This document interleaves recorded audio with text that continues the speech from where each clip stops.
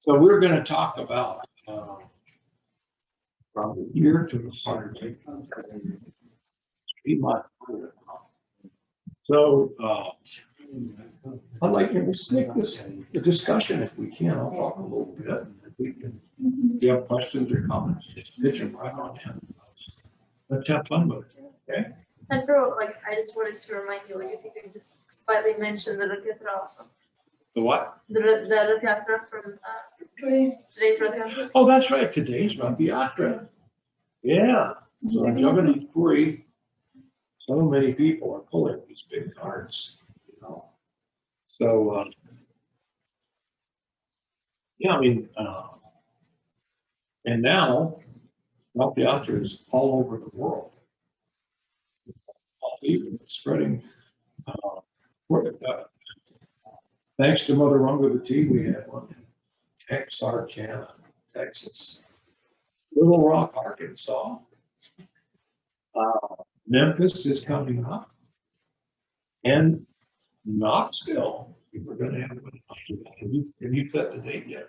No, actually, she was suggesting, I think, that she wanted that she can read herself. Yeah. Okay. And then she's going to have one in.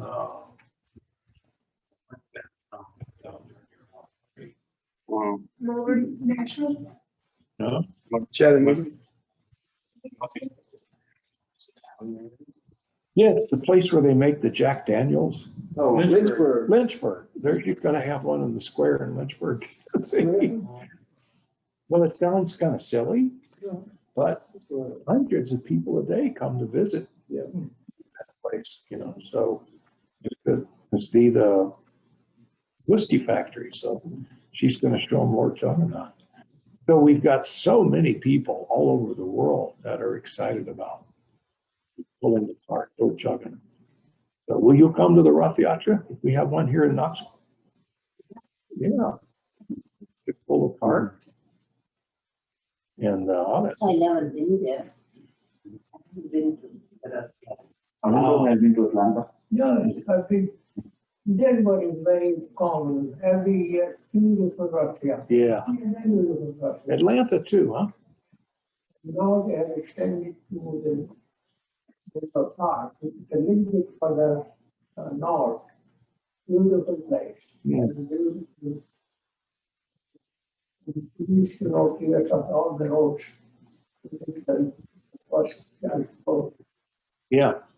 very It's the Rath cart. We've got Lord Jagannath, Lord Balaram, and his little Krishna's little sister Subhadra, and we're taking Krishna back, taking him back to Vrindavan. So Krishna's taking this wonderful ride, and just to see it, just the Prabhupada said, just to have the cart to pass in front of you, it's like guaranteed liberation, you know. And if you pull the cart, even just a little bit, it's very, very auspicious. So, so today that's going on in Jagannath Puri. I can just see it, you know, up there on the Grand Avenue is the name of that big wide street. Have you been to Puri? Oh, I got to go to Puri someday. You have been, right? No. No, you went off. It's on the ocean, on that east coast of India, and it's really Ocean is really rough there, bro. A lot of devotees are drowned. yeah. We have to stay kind of close to it. You can go play in the water, but don't go swimming very. I was on the shore, Prabhu, like with Radhika, in that small, and the shore came, like, no, the wave came, and I was holding her up. It threw me off in the air, and it took her actually. I saw her going, you know, Oh and man, like, I saw her going, and then by Lord's mercy, like, the wave just disappeared. Like, it was gone. no. Current in it. She just- And the waves took her, and then they decided, let's give her back. They just disappeared.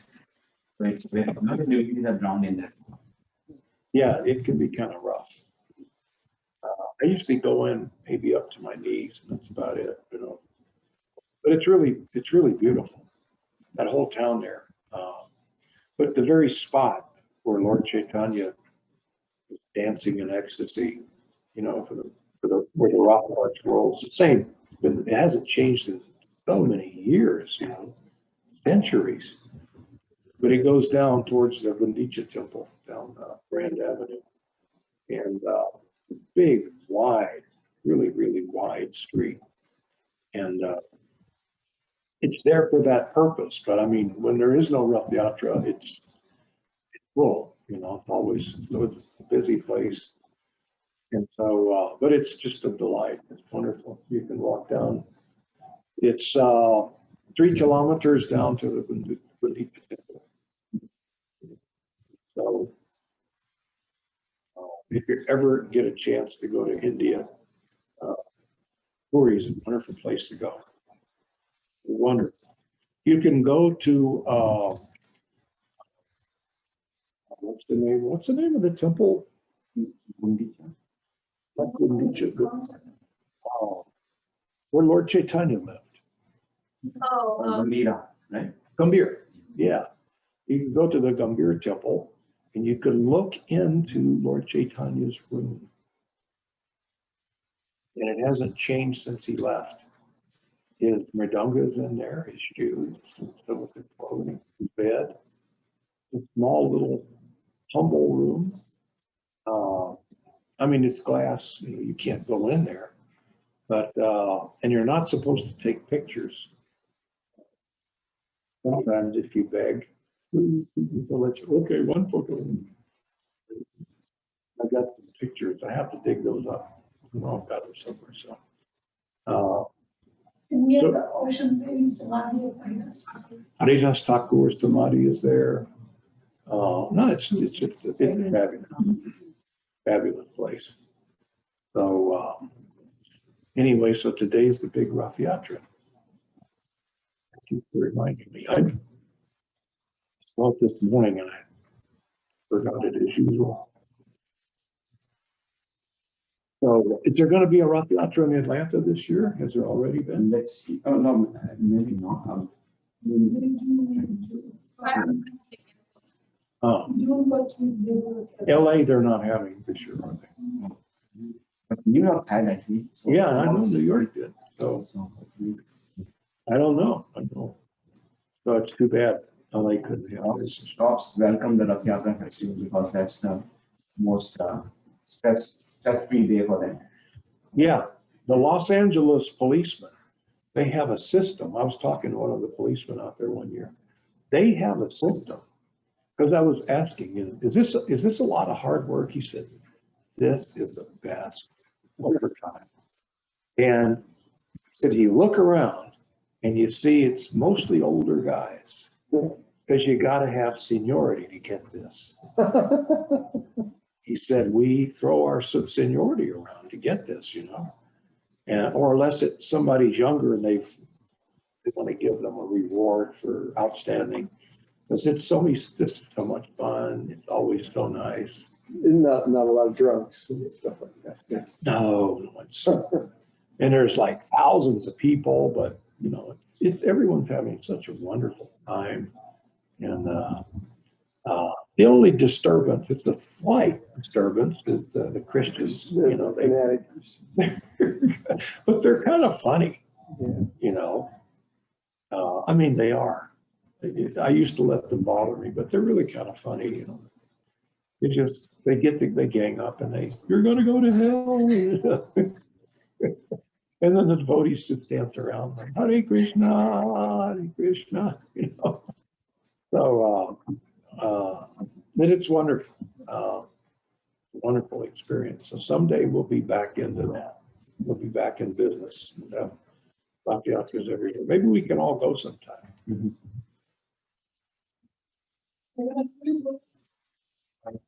Yes, Jagannath Puri too. We have a wedding coming out, it's in July, not really, but in November. Ah, I'm not sure if we're going because of. yeah, right now is probably not a good time to go, is it? It won't let you in. Indians can get in some way, but you might be able to get in, but the rest of us can't. Uh, Wow, get in. It's probably not gonna be a good You can have time to Mother go. Serene in sari, so they You can argue with them, I'll just stand there. But they say like looking at a chakra is equal to looking at Lord Jagannath. Huh? Is it- is See, it you chakra something, is That's equal to seeing Lord Jagannath. Yeah, there's these gigantic flags that fly from the by the chakra in this temple. It's ancient temple, but it's gigantic. You look at this temple and history. This is history. It's several centuries. How many years older than Lord Chaitanya's time? The temple's what? yes, it's like, No, it built in Satyuga Road, like Radha King in the blue. Yeah, I mean, but then it was like kind of, He built that Jagannath temple. yeah, it was like, yeah, previous yuga. And it's huge, it's gigantic. And it doesn't really look, I mean, it looks old, but it doesn't look that old. And anyways, huge dome, and there's a beautiful chakra on top, and these flags that are maybe 20 feet long, flying in the wind. And it's kind of a mystical place. Birds never fly over it. Birds never light on the dome or anywhere around. There's some other mystical and things. like a few years back, we were like, there was a big tornado. And that tornado was like, it was staying in one place and creating a lot of damage. So outside the temple periphery, like everything was destroyed. Like nothing happened in the temple compound. Everything outside was all finished. Oh, yeah. It stayed in that place and it was damaging everything. Oh. But didn't hurt Temple, any of Not the even temple grounds. not even a small Yeah, they have like a complete whole little city. city into itself. It's almost like the Vatican. They have gardens, they grow vegetables there, and right in the center of the square. And there's all these businesses, of course, around it. You can buy deity paraphernalia and all kinds of sweets, and it's just fantastic. It's a really wonderful place. So I can't wait to get back. At least we can desire. Yeah, we can think about it. Anyway, I wanted one of those big flags. And the Westerners are not allowed to go into the temple. And so, huh? Prabhupada was very vocal about it. Oh, he was very vocal about it, against that. Like another thing was like, even like you see Mahaprabhu or Prabhupada, they didn't disturb it because of course it's not proper. They didn't- Yeah, it's just in recent years that they've started that. But they didn't let even the Muslims also. Like, I guess Who? I lost my. Yeah. Yeah. Yeah, he didn't push the, Yeah. and he respected Yeah. it. He himself, But he was, Yeah, chanting, Muhammad in a humble state of mind. he might have been able to sneak in, but he was humble, Right. So, but yeah, Lord Jagannath, just to appease the Westerners, he appeared on one of the rock walls, just barely inside of an entryway. He manifested, in these big stones. There he is. So they painted it, and he's like he was carved, but it's self-manifest, so that you can see Lord Jagannath without going in. I mean, there's an archway and there's a rope across there. You can't go in, guards, but you can get up there and you can look. And Lord Jagannath is so merciful that he will fulfill anything you wish for. And so I had seen these big flags up there, and I thought, wow, what do you have to do to get one of those flags? And so I was walking up to this place, Lord Jagannath, and So I looked at Lord Jagannath and I said, I really like to have one of those flags. You know, I wasn't really asking for it. I was just kind of thinking out loud. And so, and then I was so excited to see this self-manifest. Got pictures of it. And so I didn't think anything about it. And so later on, I asked this man, I said, how do you get one of those flags? And he said, you have to be here at 6:30 in the morning on one particular day of the week. And there's going to be a big, long line. You probably never get one. So I thought, really? You know, it's that hard to do? And he said, yes, that man over there, there was a man in an office.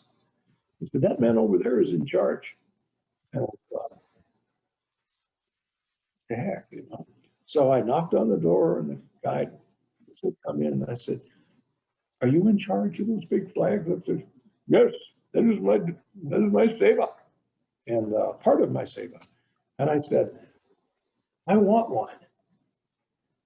And he looked at me and he said, okay, Maharaj, you can have 200 rupees. And I said, sure. And I said, here, give me two. Okay, you can, he gave me two of them. So I gave one to the Dallas Temple. Well, I gave them both to the Dallas Temple. One year they auctioned it off for $950. Whoa, for 200 rupees. That's $2.5. Yeah. Yeah. So when we opened it up, you know, it was there on John Mastami. The Dallas Temple auctions off jewelry, you know, deity paraphernalia. So I said, look at what we have here. And I had somebody take and start walking away. And I held on to it, and you know, it's like this wide, and 20 feet long. And people are like, ooh, they knew what it was. You know? So we started the bidding. It sold for $950. But I gave them both to the Dallas Temple. So, and I forget how much the other one, they decided to auction it off on another year. So anyway, I just thought, you know, boy, I'd like to have one of those, you know, on the tube. All right, from the ear to the heart. Could you get me a Srimad Bhagavatam, 3rd canto, 25th chapter? So, kind of things go from the ear to the heart. Most things go into the mind, and the mind processes it, like politics. You know, if we talk about politics, it's in the mind, and then some argument comes back, and you know, I either agree with you or I want to argue with you, or there may be just some news, people talking about news, you know, current events. So that kind of gets it. When that kind of gets into the goes into the ear, doesn't really get to the heart. It just most of what we hear kind of most of it will go in one ear, not the other. But for it to register in the mind, it's going to have to be pretty interesting, you know. You want me to open up on online also? Oh, if you like, yeah. 325:25. Oh, And so, but there's a couple of things. Don't open it up yet, though. You can get it ready. But She's cheaper. thank you. It's the first chapter.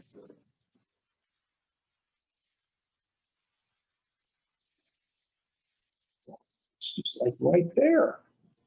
I think this verse wants to be read. So Krishna, actually, this is the chapter is called The Glories of Devotional Service. But so what kind of words can you hear that'll go straight from the ear to the heart? What do you think?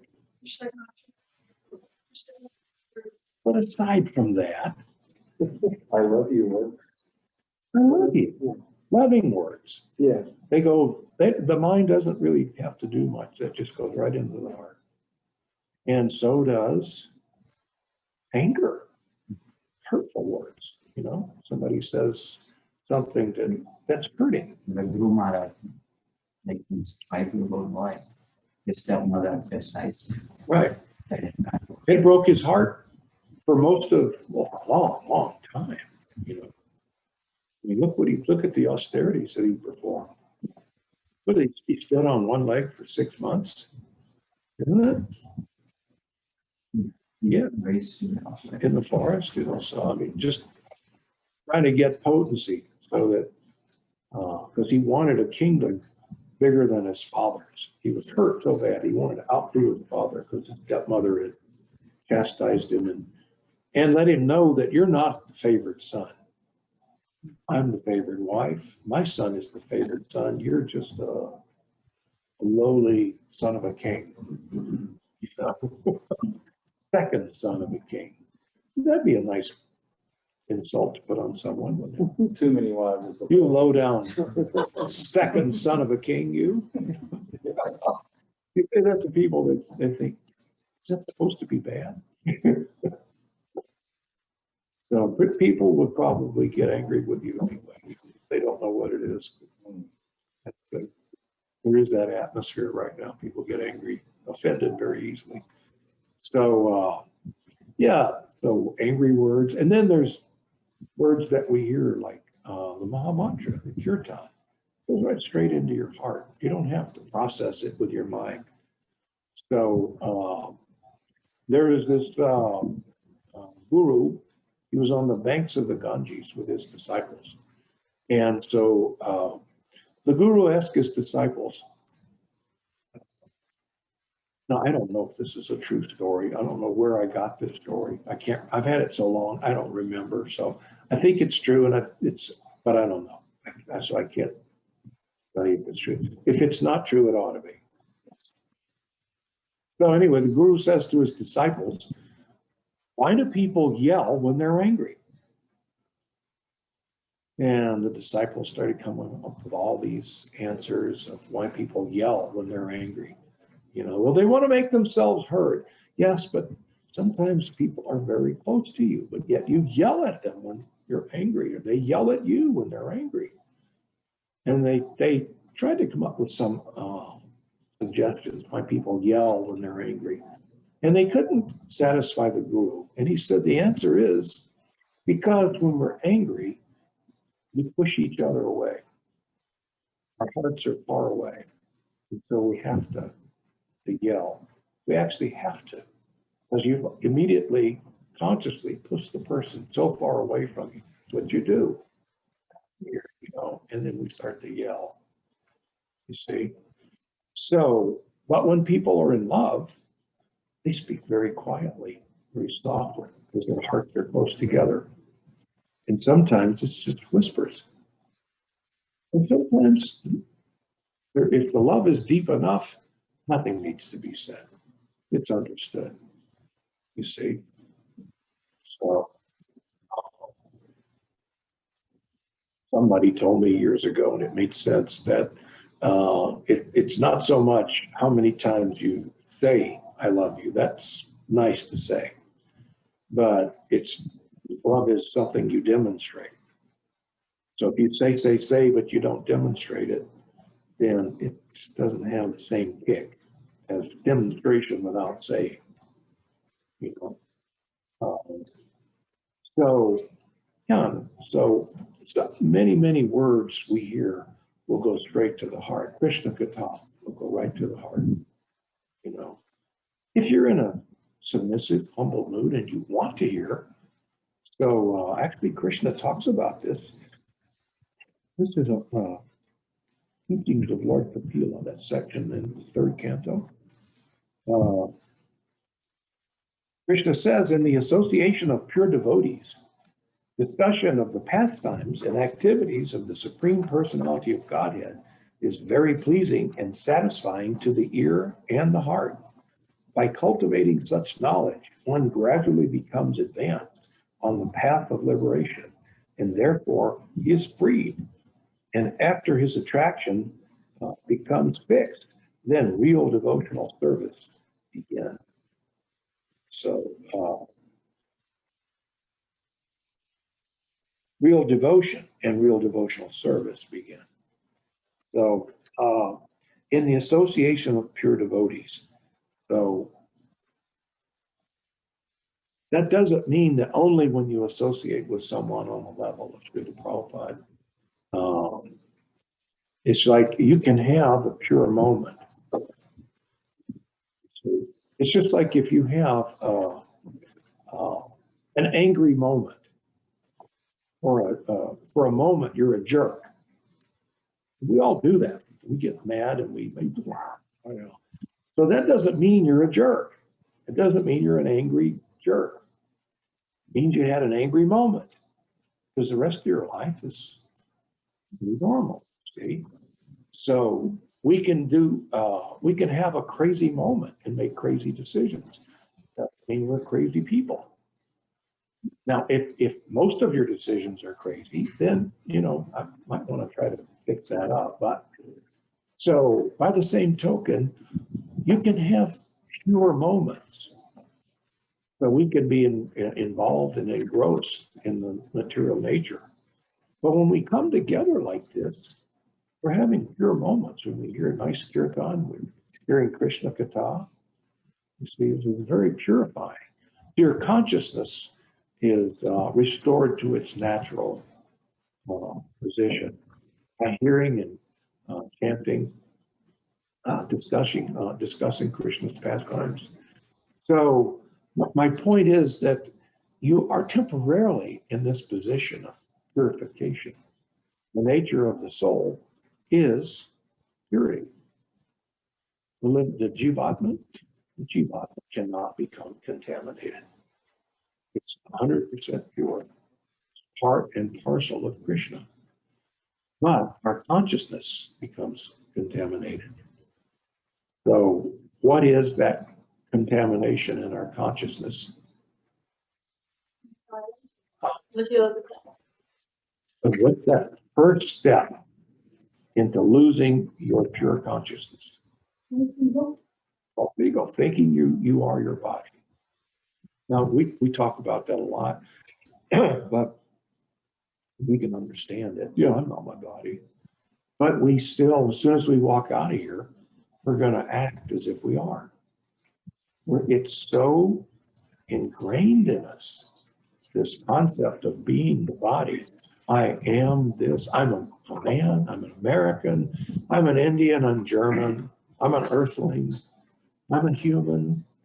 The trees out there, they're convinced that they're trees. You see. So therefore, everything is, the consciousness is an illusion. Because you, the Jivatma, are part and parcel of Krishna. So you're not this body. We're caught in this illusion that we are the body. So once we hear these discussions, Srimad Bhagavatam, Bhagavad Gita, Chaitanya Charitamrita, like that, that our consciousness gets very close to total purification for that moment. Now the problem is, once we get back into the material energy, it starts to beat us up again. It's like you were telling me in Asheville, you had a kirtan for like 3 hours. So it's kind of hard when you're having a real sweet kirtan, even for 3 hours, to get tangled up in the material energy, isn't it? I mean, it's really because the holy name works on you. Hearing Srimad Bhagavatam, Bhagavad Gita, like that, it really works. It brings your consciousness up. So therefore, in the association of pure devotees. So basically, what Lord Kapila is saying is when we're together with persons who are not envious, if you've got a few envious people around and you're trying to have Krishna Katha, that can kind of spoil things because they'll be asking questions that'll try to, or make comments. And, you've experienced that. Someone's envious, they'll try to dominate and, compete. See, the devotees, when they're hearing, typically when you're feeling very purified, There's no competition. I just want to hear. Please tell me what are your realizations? So it's like Jadwaita Swami would invite me over to his room in India when I was in Mayapur. We spent a lot of time in Mayapur together, different years. And he would say, can you come by for lunch tomorrow? We'll share realizations. So this was his treat, to share realization, not to argue. Let me show you how advanced I was. He's one of the most advanced Vaishnavas on the planet, you see. But he didn't want to, he wasn't saying, why don't you come by and I'll give you some of my realization. And he was sincere and he meant it. He wanted to share realizations. And sometimes I'd be a little shy to get started sharing realization with someone that's that realized. You know, so he would kind of introduce a topic, kind of get me going. And then we would just kind of share our realizations about this topic or that, you see. So when you're in the presence of someone that's purified, then they have a tendency to purify your consciousness. They get you out of the material energy, you see. And they take great pleasure in sharing that, not competing. So when you're in that presence of pure devotees, Murthy says, discussion of the pastimes and activities of the Supreme Godhead is very pleasing and satisfying to the ear and the heart. See? So this is why Prabhupada recommended that we read every day as much as you can. At least an hour, he recommends. Now some people say, oh, I can't do an hour. Well, then get as close as you can. Because if you read Srila Prabhupada's book, you're associating with a pure devotee, and he's giving you the realizations of him and the previous acharyas. You see? So, and this will kind of like spark your realization. It brings you into that mood, and it's very satisfying. So, satisfaction is the biggest austerity in the material world, to feel satisfied. Because someone may feel satisfied, but just for a little while. Then you want something else or more of it, you know, more of this, more of that. So how many people do you know that are satisfied? It's pretty rare to find someone. I'm good, thank you, thank you. Everyone's hankering for something and lamenting for what they didn't get. So therefore, there's all this competition in the world. This competition is, it's an indication of the mode of passion. You know, I have so much and you have so much, I want to compete with you to get some of yours, even if it's just the attention of a group of people. So therefore, somebody that's a little envious or competitive, when they're in the class, they can make some disruption. You see, they spoil the mood. So sometimes you'll see like that. But we just continue to talk about the pastimes of Krishna. And I found that it's good to talk about people's favorite subject. What is everybody's favorite subject? Themselves. Well, if they're realized, prasadam, yeah, but themselves, people like to talk about themselves. So the unfortunate thing is they don't know anything about themselves. They don't know. They think, oh, I'm an engineer, I'm a doctor, I'm a lawyer. You know, I went to Harvard, Harvard Law. I'm this and I'm that.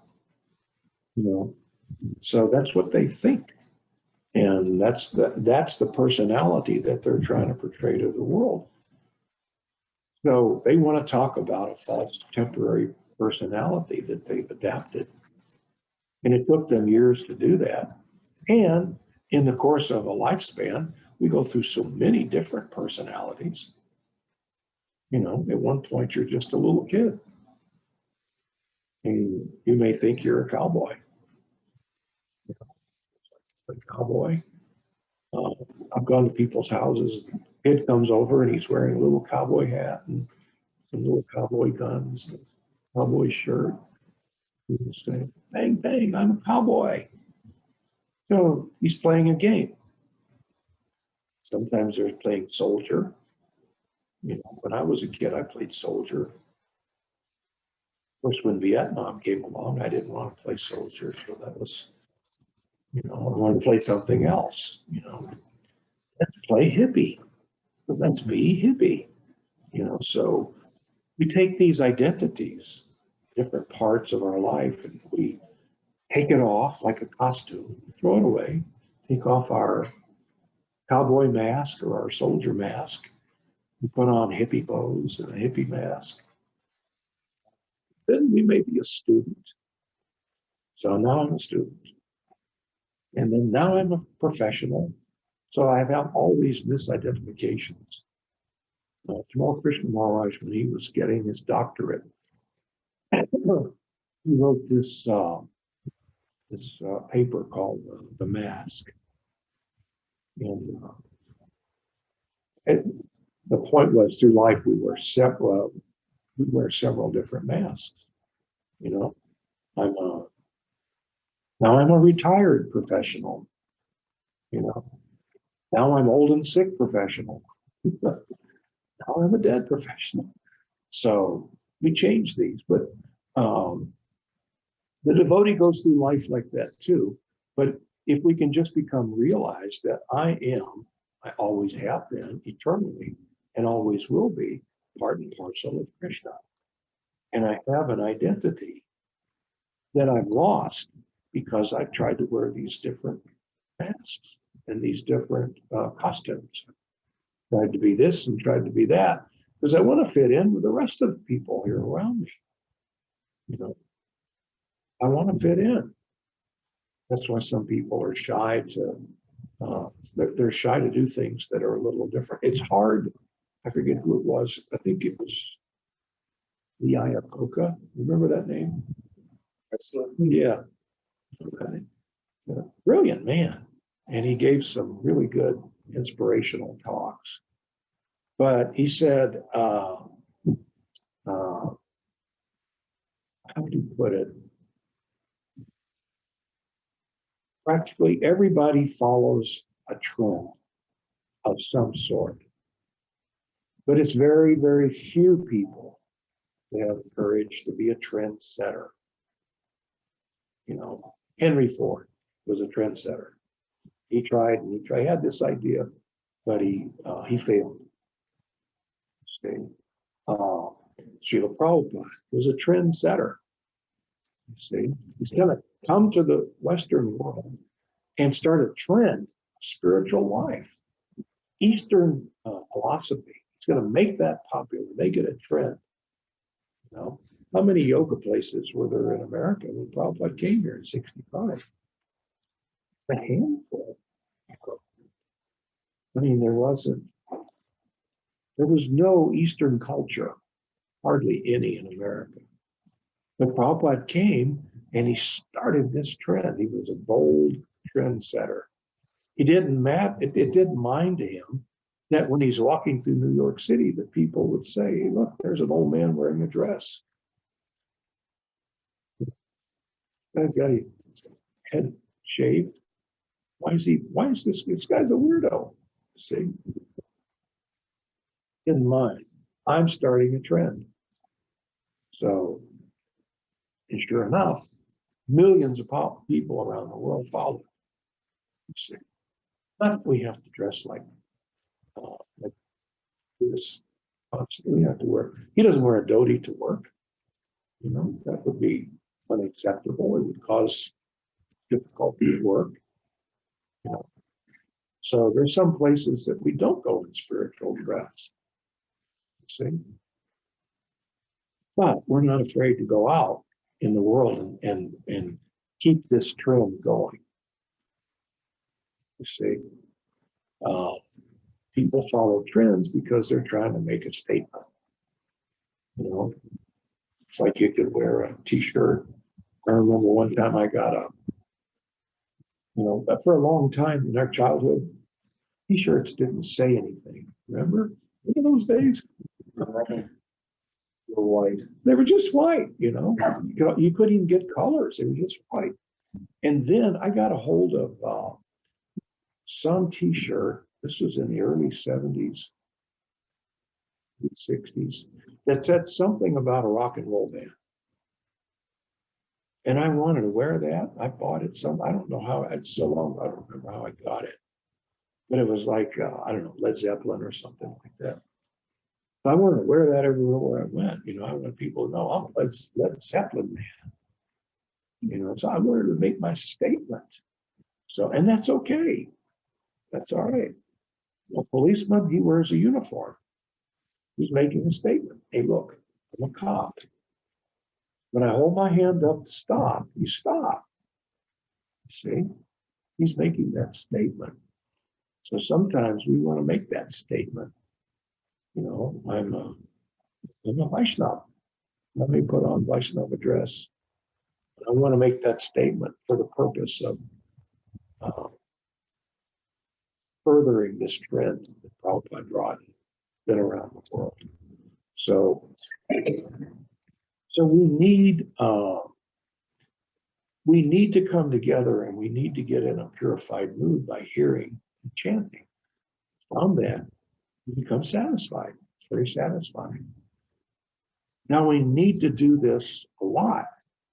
We need to get together and we need to read, associate with Srila Prabhupada as often as we can.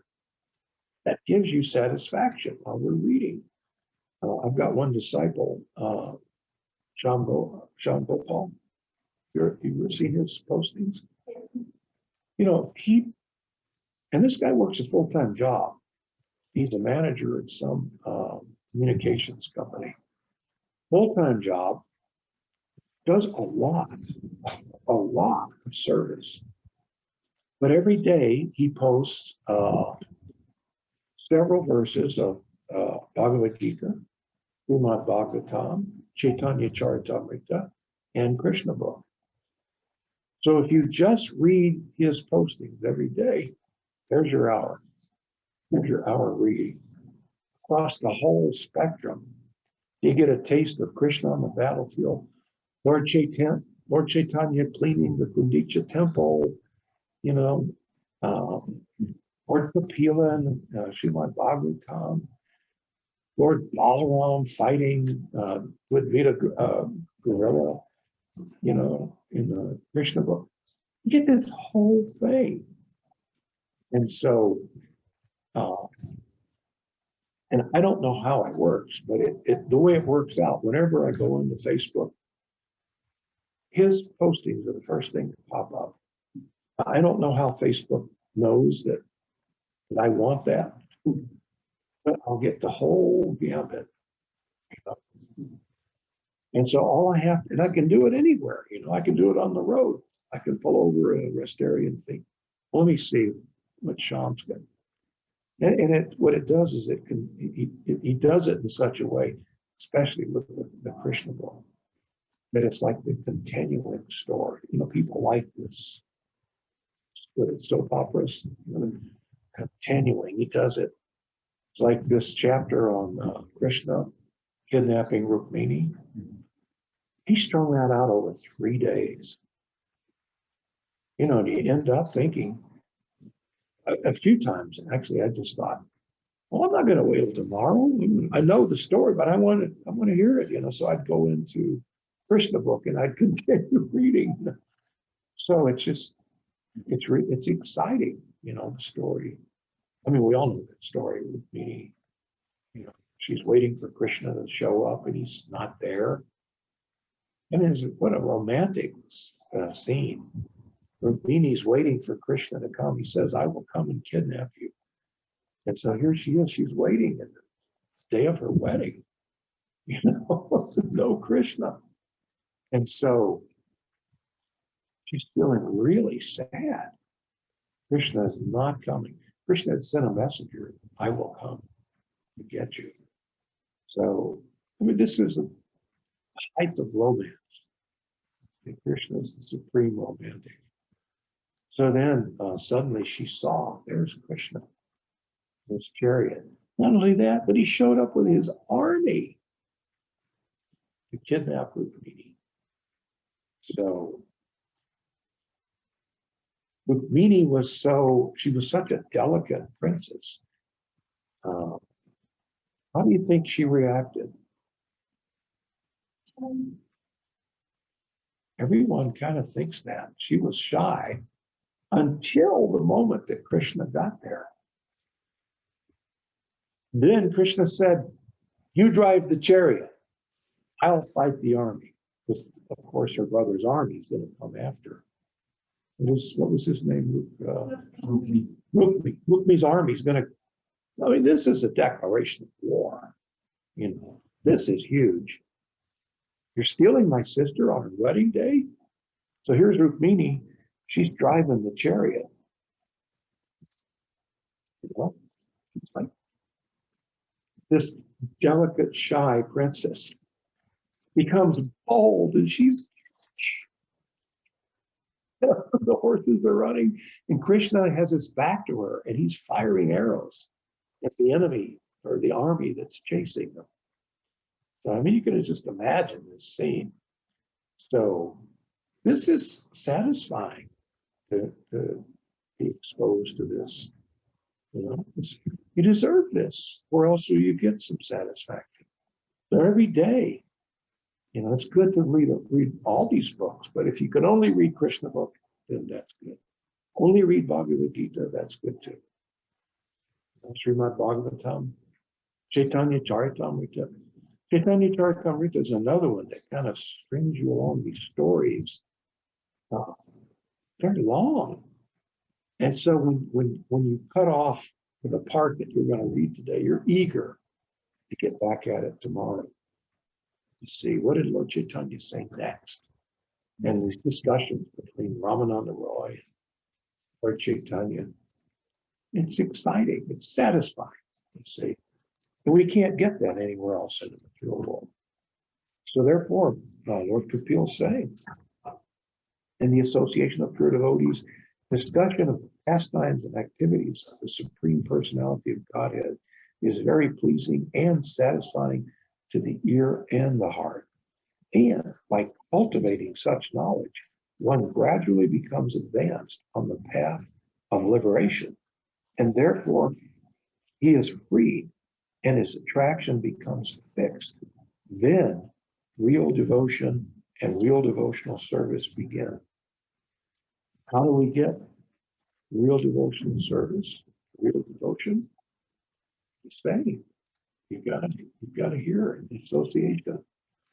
I'm alone. I don't have any pure devotees around me, but I have Prabhupada's book. I can pick it up anytime and associate directly. Prabhupada said, I put the best of me. I mean, and he said it, it was very serious. I put the very best of me in these books. It wasn't a part-time thing. This was big. I put everything he had into these books. So we can associate with Prabhupada any time. Associate. And not only that, but he has comments from the previous acharyas and other Upanishads that he quotes from, you see. I mean, we're just getting drowned in spiritual knowledge. So, and reading goes right, it'll go from the eye. So, any questions or comments? Wrap it up. I need to ask you something. The Dani said anger takes you away from it, right? Right. How do you avoid it?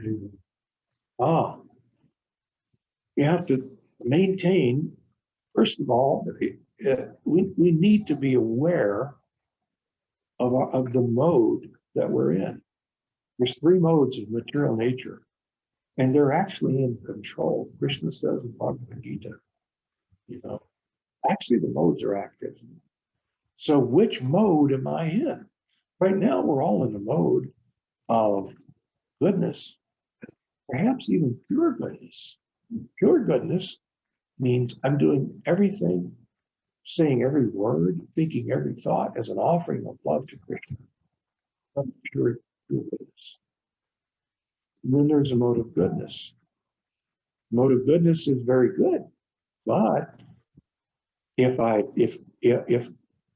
let something that you do or you say disturb me, I can get into the mode of passion. Goodness. So there's pure goodness, and now he's saying goodness. Just plain goodness. Okay. So if you count like that, there's four. You count pure goodness. Yeah. That's transcendental. Yeah, pure goodness is transcendental mode. It's the nature of the Jiva. You see, but there's three material modes, and goodness, just regular goodness, is one of those modes. It can, when you get in contact with the mode of passion, and you can be angry, you can have extreme desires. Lust. I want, you see, and you stopped me, or you said something, I didn't like what you said, because you're destroying my image. I'm a professional and you've challenged me. Now I hate you and I'm angry. See? So this mode of passion. So we need to use a little bit of mode of passion to do our jobs. But we have to be conscious of it. You see, most people, they're not conscious. They don't know about these modes. They think it's me. You see, Bhagavad Gita defines anger as it's what happens when material desires are unfulfilled. Then I don't think you showed me proper respect. I'm angry. You got in front of me at the line at Walmart. I didn't like that. You cut in front of me. That's disrespectful. And I'm in a hurry. The mode of passion, see? And that when I'm in the mode of passion controls me. How do you control that? You have to stay in the mode of pure goodness. Stay out of the modes. That means you do what you do. Yeah. Chanting. Chanting helps so much that when you start to feel that, like, just try. Lord Chaitanya said to chant the holy name in humility and not requiring respect from others. So you just start to chant and it helps. It can get you through that dangerous period. It really works. And it becomes like a reflex. Yeah, the more you do it, the more you do it. My sannyasi godbrothers, I see them sometimes, I have to give them some distressful news. And the first thing they say, Hare Krishna. So that's a reflex over decades, where you read something, Hare Krishna, Hare Krishna. Or you could say, oh, something nasty. Or you can say, Hare Krishna. It could be a reflex. I mean, you can train yourself to react. Anyway. And really listen to what you say. Really hear the holy name. You say it and you hear it, and then it calms you. I've even seen people get mad and say, oh, Krishna. And it seems to help them, Yeah. Hare Krishna. Yeah. Like you fool you. Yeah, Right it's here. so much better than saying, you fool, what are you doing? Idiot. Hare Krishna. Or like, you step on somebody's foot in a crowded hall. Hare Krishna, Prabhu. It really hurt. So yeah, you take shelter of the name and always try to get in the habit of thinking thoughts as an offering to Guru and Krishna, doing actions as a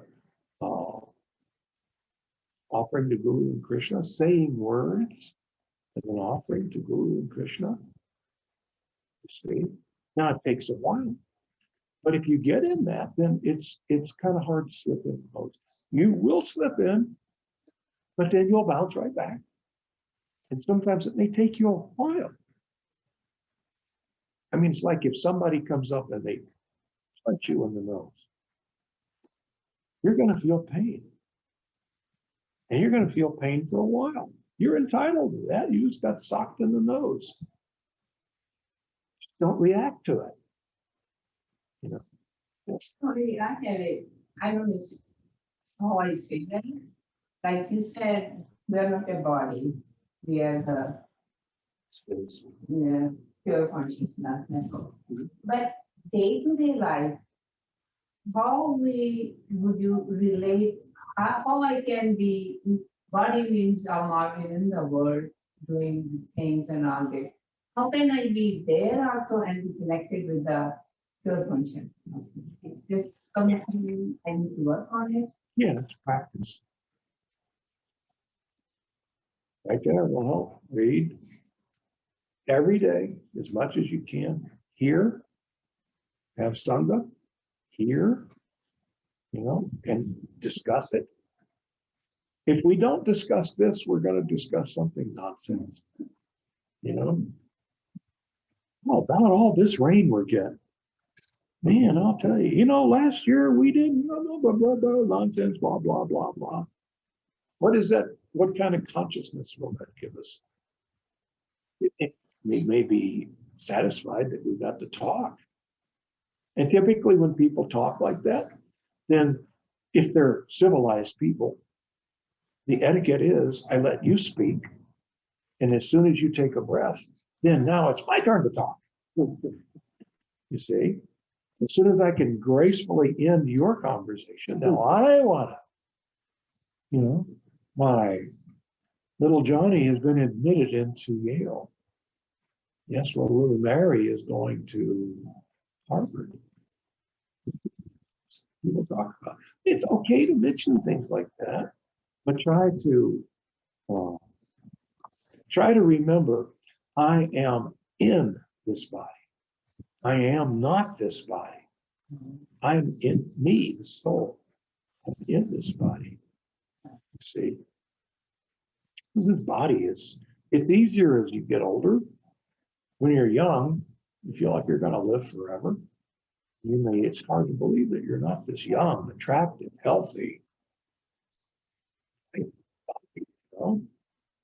But as you get older, you know, I look at this, it's easy to understand that this isn't me. If this is me, I'm in a world of hurt. I'm in a world of trouble.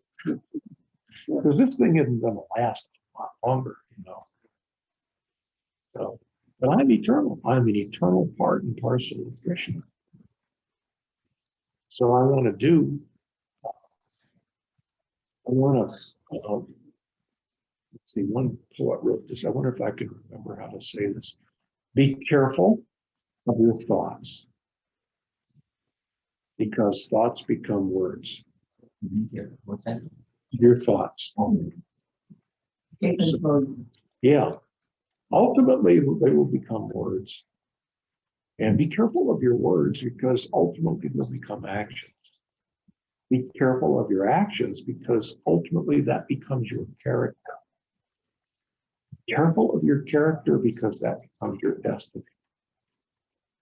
This character that we build, it's like the Marine Corps. They try to build character. You notice these soldiers, these elite forces, have you met any of those guys? They've got character. They do, they've got an honor. I mean, it could be better, but they do, they have this honor, you know? And that's there's something very attractive about that. You have respect. They learn to have respect. They are taught to have respect and demonstrate respect. You know, sir, yes, sir. Loyalty. All these things are taught So that's character. So by associating with Srimad Bhagavatam, Bhagavad Gita, Chaitanya Charitamrita, it builds character. It gives you words to say, thoughts to think, words to say, actions to do. It develops a character, honesty, loyal. You know, like Lord Ramchandra. He was cursed. His father was kind of tricked into banning him to go into the forest for 14 years. So at the time, do you think Lord Ramchandra actually had to do that? The kingdom had been waiting for that day for Lord Ramchandra to be coronated, crowned king. I mean, some people had waited most of their lives for this moment. Lord Ram is going to be the king. And so when it was announced that he's going to the forest for 14 years, many people said, no. And the army, no, we're with you. You don't have to do this. But he showed real character. It's my father's instruction, my father's desire. Wasn't his desire. Lord King Dasarath didn't want him to do it, but he had made a promise. He had the character. He had made a promise to his wife, because she had helped him when he was very sick. And he said, I'll give you any boon that you want. And she was very wise. And she said, not today, someday. Keep that shit. Keep it in my pocket and use it when I want it. So just before Ram is to be crowned king, she says, I'm calling in my chit. I want my son to be crowned king and Ram to go to the forest for 14 years. And King Dasarath had such character. He had to go with his word. So he said, all right, I promised I would do whatever you want. Now, nowadays, politicians and kings nowadays would say, I don't care, I'll put you in the jail or I'll have you executed. Start some scandal, I'll ruin your reputation, because I'm going to get what I want. Well, what King Dasarath wanted was to protect the character of the king. In other words, demonstrate this is the way a king is. Krishna says in Bhagavad Gita, if I don't do my prescribed duty, no one else will. So whatever a great man does, the common man will follow. Whatever standards he sets, the world will strive to achieve. So King Dasarath was demonstrating character of a king. It broke his heart, caused him to die. And Lord Ramchandra, the character of a son. My father has said I should do this. He didn't even throw a tantrum.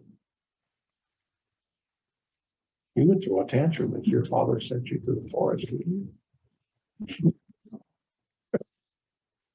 So I would too. So yeah, but we have to think. I am serving and talk. Don't reserve communication with Krishna for praying. Praying is good, but just talk. You don't have to pray. Talk. Sometimes you'll pray. Most of the time, you should just talk. So Krishna, I'm in this predicament. What should I do? Please give me some.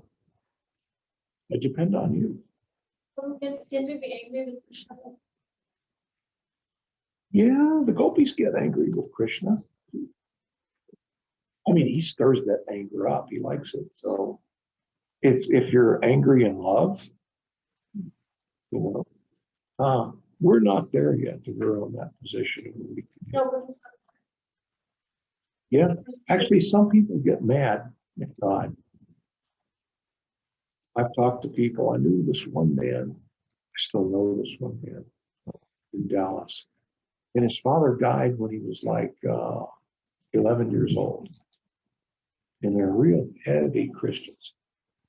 And he was mad at God for 25 years. I mean, man, angry. Until somehow or other he got over it. Maybe he never fully got over it. But people they blame God.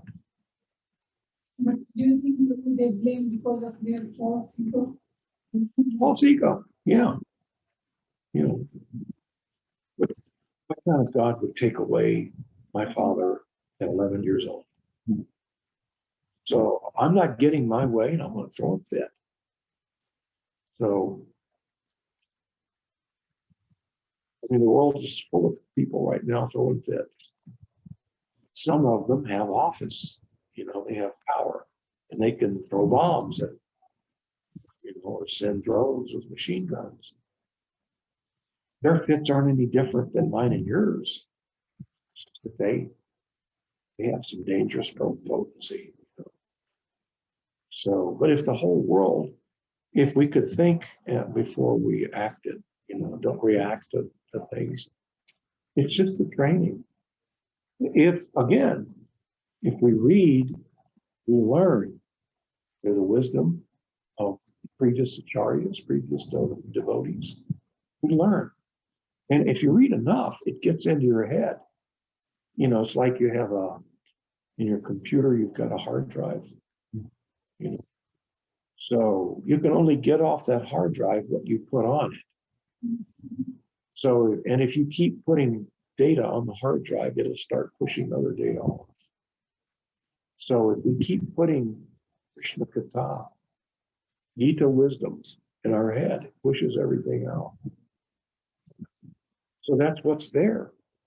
When I need to go, how should I react? Okay, Lord Chaitanya did this. Arjuna did this. So, but we have to put it in there. And we have to discuss it and think about it time to time. Then it'll remain fresh. It's like the Christians say, what would Jesus do? Was it WWJD? What would Jesus do? I don't know how many of them think like that, but I always thought that makes sense. So you may think when there's a predicament, Krishna, what do you want me to do? What do you want? Let me know somehow or other. So Krishna, why wouldn't he tell you? Why wouldn't he let you know? Perhaps it may come to you the realization that I already know. I was just in the mode of passion. When I'm in the mode of passion, to the degree that we're in the mode of passion, we lose access to our intelligence. I've got some phony intelligence. I don't like the way you said that. I think I'm going to punch you in the nose. Well, that's stupid. That's felony assault. That could ruin your life. So it'd be stupid.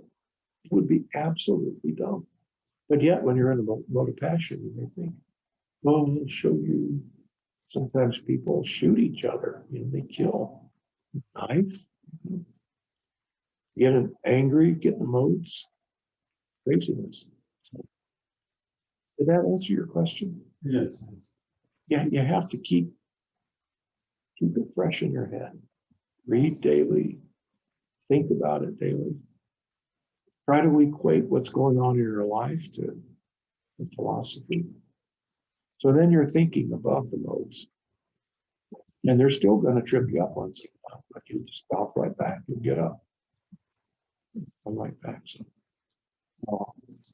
Take one question, quick, bro. Yeah. So probably in this verse that we did, 3:25-25, it said pure devotees. Why that pure word is there? Like, because in the conditioned state, associating with devotees, yeah, right? Like it's you can find like full blown, That's it. But you can find someone that's having a pure moment, you see. Because when we are reading Srimad Bhagavatam, we are You're reading Srimad Bhagavatam and you're connected right with Prabhupada. See, and your consciousness is as long as you can stay out of the modes, you can be in a purified state. You see, or as pure as you can find. So, where does ability come from? Krishna says, I am the ability in man. Whatever talent you have, Krishna says, that's me. But you have to realize it all comes from Krishna. So I want to have some discourse.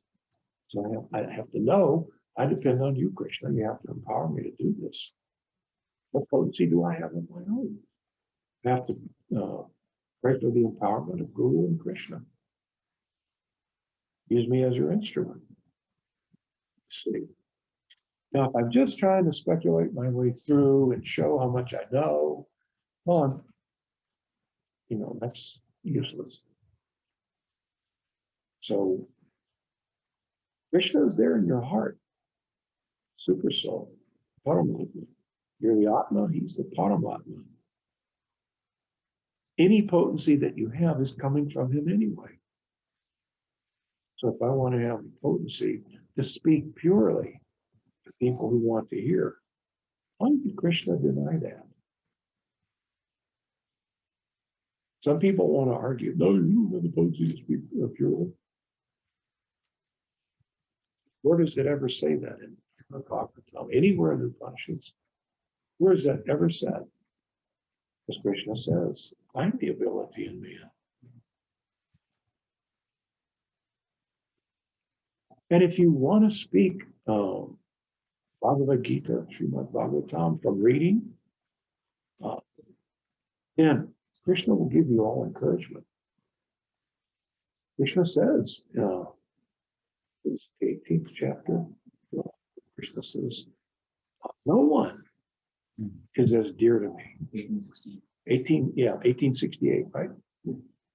No one is as dear to me as one who spreads this message, nor will there ever be one as dear. Now, is Krishna saying, but you got to be pure first. You got to be pure devotee first. Oh, he sees that you want to spread this to please him, to please Guru and Krishna, not to show some egotistical supremacy or something like that. I want to please Guru and Krishna by speaking on Srimad Bhagavatam. Why would Krishna not empower you to do so? If you're ever going to have the potency, it has to come from him anyway. Where does the pure devotee get his potency and speak? Same place you get yours, from Krishna. We just have to sort out our false ego. That's hard. It's difficult to work on. Making some show of how much I know, how much Sanskrit I can throw around. How much this, how much that, It's just that point of sharing Krishna Katha, sharing Krishna. All right. I think I've taken up enough time, right? What do you think, Haripriya? Is that enough?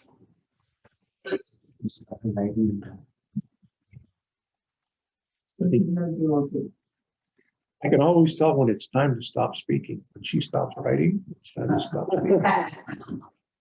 Haripriya puts her pen down. Yeah.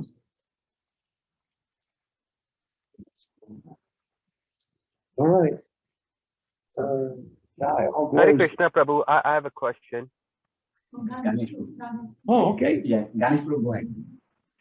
My question is, what is more important, reading Srimad Bhagavatam or chanting the holy name of the Lord? So I've always wondered that if once we do our 16 japas, after that, is it better to just, like, if you have free time, to continue doing the japas or read the Srimad Bhagavatam? Try to work them both in. By chanting the Hare Krishna Maha Mantra, it clears the mind and allows it to actually experience Srimad Bhagavatam. You see? Don't cut either one short. Does that make any sense? That's probably not a good answer some people want. Now, if you only have time to chant, or you only have time to read, I recommend that you chant. Okay, makes sense. But by chanting Hare Krishna, you'll come up with the time to read as well. Wouldn't you agree? If you only have to do one or the other, then I say chant. Yeah, then here. But you've got to hear, you know, you've got hearing, Shravanam, Kirtanam. You need them both. But by reading Srimad Bhagavatam, you don't need to chant. And that's a good point. When you read Srimad Bhagavatam, it makes it easier to chant or read Bhagavad Gita. Otherwise it becomes like a mechanical kind of. Yeah, You have to just finish your work. that's one thing we always have to avoid. Don't let chanting of Hare Krishna become a chore. You know. It won't be if you make a very hard attempt to hear. Got to hear the When right. you say the words Hare Krishna, you try to hear that very sound. Right. Hare Krishna. That's the key. 16 names and 32 syllables. Say all 32 syllables. Nice, distinctly. Nice and distinctly. Now, some people may say, that's going to slow my chanting down. Well, that's actually not so bad. I found out when I first started chanting, it took me maybe 10 minutes to chant around. And then through the years, I got to where I could chant around in under 7 minutes. And then as the years went by, like now, I cannot chant around. It takes me 9 minutes. To do a 9-minute round, I feel like I'm chanting so fast and so hard. It's hard. I can't. You know, I try, but I can't. But I've got this, I'm trying to hear every syllable. Those syllables, Hare Krishna, Hare Krishna, Krishna, Krishna, Hare, Hare, Hare Rama, Hare Rama, Rama, Rama, Hare, Hare. Those are all yours. All 32 belong to you. The question is like, sometimes we are chanting in the thoughts of our mind, they drag us. Yeah. Even though we are trying to chant, still like we think of our work or something like that for me, of my thinking. Sure. So that thoughts that takes away the whole mind. So we try. Oh, but when that happens, that's a bad sign. So you should quit chanting and never chant again.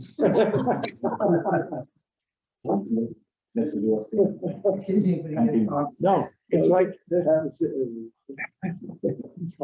All the world problems come that time. you know what it's like. You ever see in Vrindavan or Mayapur or anywhere all over India, you see people, and there's like a trail, and there's like cows going down the trail, and there's always some little old man with real skinny legs. He's walking behind the cows, and he's got a stick. And so here's the cows, they're going this way, going maybe to the Ganga to take their bath. And so one of them will start to go over, one or two start to wander off. And sometimes he just taps the stick on the ground. And they hear it, and they get back. Sometimes he'll reach out, he'll just tap them lightly with the stick, and they get back. So then some more over here. So we have to do that. Mind starts to wander. No, get it. And if the mind just keeps on and you realize, all right, I've got to think about this. Thank you, my dear mind. You reminded me that the house is on fire and I need to make some important decisions. So I'm going to stop chanting right now. So mark your place on your beads and then deal with those thoughts.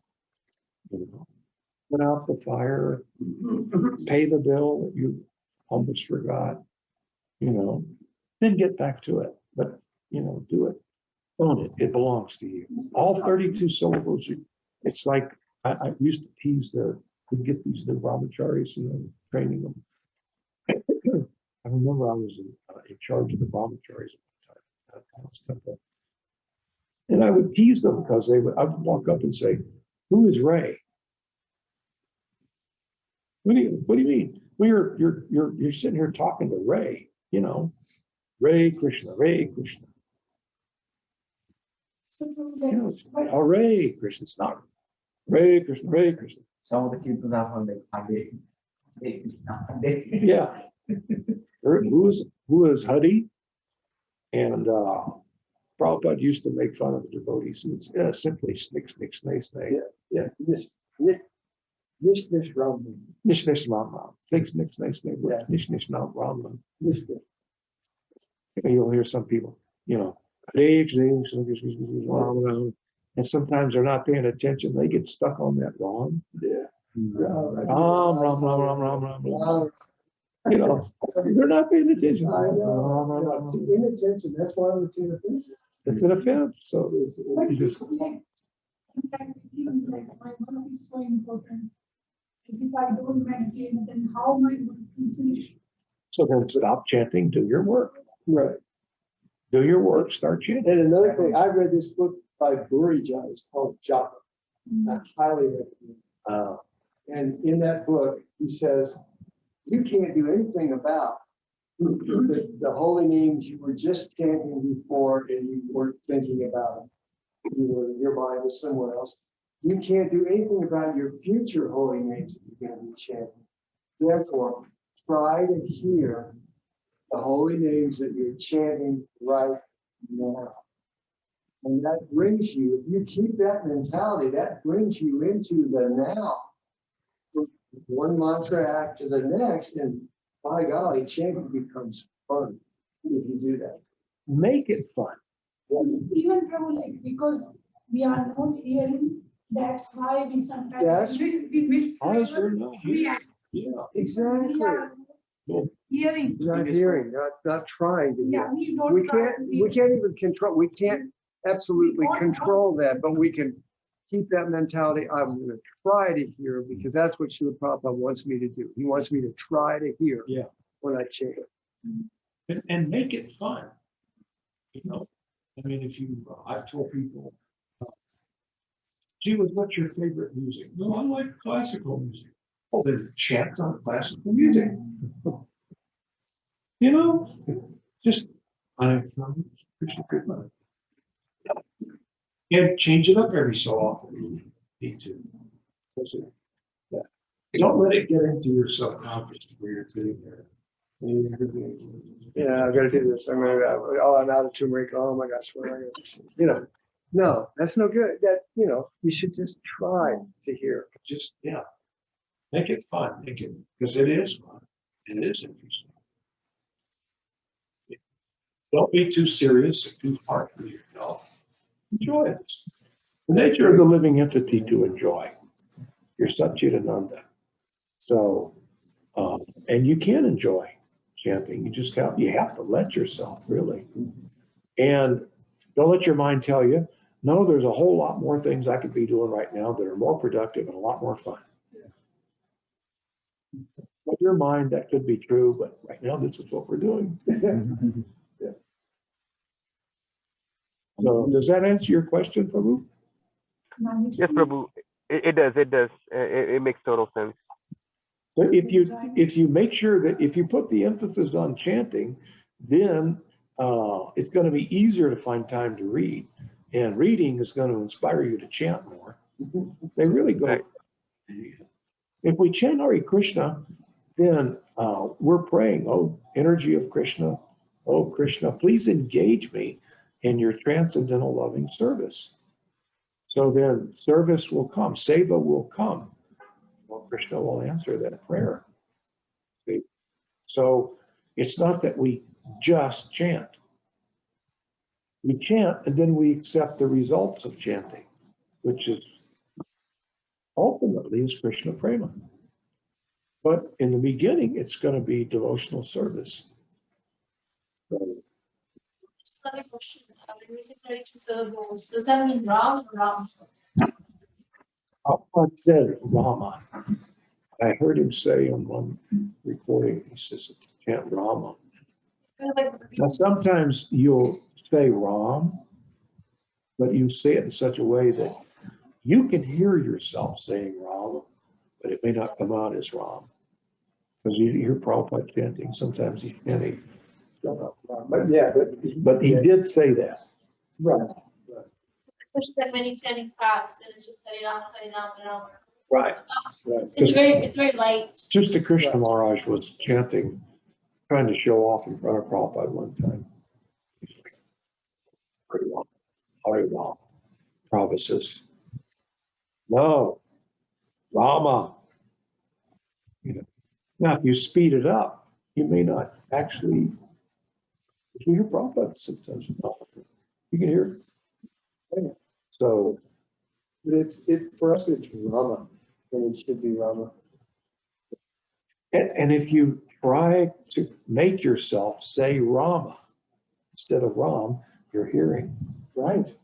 And that's all 32. If you leave the then it's like You're 30. cheating That's yourself only out of it. 30. And they just say that this is the Mahamantra is 32. So adding extra some like we chant while chanting here, Rama, Krishna, extra, so that's also meant. No, it should just be the regular mantra. Like a Prabhu was saying, like, Ram, Ram, Ram, Ram, Ram, Ram. Maybe that's what some people are doing. They're making up. Maybe if we're just saying Ram, maybe we could just chant a couple extra rounds to get in those lost syllables. You remember that devotee Mahamuni? Yeah, yeah. Well, he knew Vishnu Jan Swami really well. And this story comes from him, where Prabhupada said, because Vishnu Jan was hearing some of the kirtan from India outside of ISKCON, and he was hearing people go, Hare Ram, Ram Ram. And Prabhupada corrected him and said, you will ruin our movement Yeah. by chanting Ram. And he was also doing Ramo. Hari Ramo. Ramo. That's what it was. Ramo. Ramo. I'm sorry. It's not the Ram. It's the Ramo. Ruin this movement. You will ruin this movement. You should chant Rama, not Ramo. So which one is correct? Rama. Ram. It's yeah. The short A in Sanskrit is pronounced like the U in but. It's Krishna. Rama. And the Rama has got the line over, so it's Ra. It's Yeah. but the is the end. Rama. And many things, Krishna. many of those, the A at the end, you drop it. You know, you say certain things. Oh yeah, a lot of times. Yeah. But it's Gaur Purnima. Yeah. It's not Gaur Purnim. Yeah. Although people most say it. devotees Yeah. maybe see, but it's actually Gaur Purnima. It's Rama. Whereas it's common and acceptable to drop the A at the end. So many things, yeah. So many. I mean, it doesn't matter how long we say Can I say that, something about that? how much is devotion. So which one matters? Yeah, well, trying to hear the names gives you the devotion. It purifies you. It purifies you. It Devotion reveals comes that with purification. who you really are. We're all really pure lovers of Krishna. So it's just a matter of and chanting is the most important thing in this age for purification. So, yeah, did you have a question? Oh, I was just going to just say something about that actually. That the pronunciation of the word saying Rama or Krishna, that's just depends on which state in India you come from. Yeah. If you are in northern state like UP and Vrindavan, in that areas where the language is not as influenced by, say, in Bengali, people will just say Krishna without an A at the end. Krishna and Ram. Not, it would not be Rama there. Rama is mostly, you hear in Bengali. In the province of Bengal, there people have tendency to add that A sound to it. Well, in Bengal, sometimes they say Rama. Yes, also Ramo too. Ramo, yes, So- Ramo. That's right. But these aren't like, it's not a name or a word like chapati. This is actually Krishna's name. And so, yeah, there may be a tendency to say like this somewhere, a little different, but it's proper to say Krishna. No, actually, Prabhu, that's not true. It's actually in Hindi, in UP, it would be more proper to say just Krishna.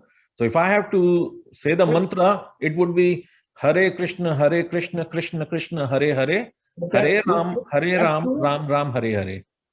But that Krishna, that way you're saying Krishna is correct. Because it's not Krishna, it's actually Krishna. That's right. That's right. That's what I mean. Is almost, it's very light. It's just Yeah, you say Rama. That way we are brought up, that one I'm older guy, that way I'm brought up, I'm just giving example of everything. Name like Surendra. Oh, everybody says Surendra, Surendra, that way we are brought up. If you go in my time, everybody last time, the name is Surendra, Rajendra, Krishna, like this, but now in the last 30, 40 years I started hearing this, Na, Krishna, Rama, if I'm not there, no, Yeah. maybe the Western culture brought this baby, I don't know. it's not really Rama. Ram, we used to say Hare Ram, Ram. Hare Krishna, Hare Krishna. So that A is very slight. It's like, as Sturlov said, it's like. Okay, so let me explain a little bit further on that. So I'm just going to bring in the Sanskrit grammar a little bit here. Uh-huh. So all the consonants in Sanskrit, they are supposed to be in their root form. They are supposed to be spoken with a fallen accent. And for example, I'll give you an example. K, kh, g, gh, ang, ch, ch, j, jh. So the accent at the end of this root consonants is falling actually. That's the root word. Just listen to me first. And then to it you add the vowels, and the vowels is a or a, I or e, and oo. So when the k with the fallen accent, it adds to the a sound, then it becomes k. It doesn't fall nor it rises. It just stays k. The O is like, it's with every consonant. Yeah. I agree with what. Then if you add to let's say k, you can add all the vowels to it, so they will become k, ka, ki, ki, ku, ku, ke, ke, ko, kao, kang. But without those vowels, they will all be falling accent.